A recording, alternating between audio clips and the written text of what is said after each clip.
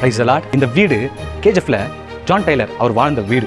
அவர் வாழ்ந்த வாழ்க்கை என்ன, இந்த வீடு இருந்த நிலைமை என்ன. ஆனால் இன்னைக்கு பார்த்தோம் அப்படின்னு சொன்னால் இந்த வீடு பாதுகாக்க யாரும் இல்லாததுனால, பராமரிக்க யாரும் இல்லாததுனால இந்த வீடு இன்னைக்கு இந்த நிலைமையில காணப்படுது.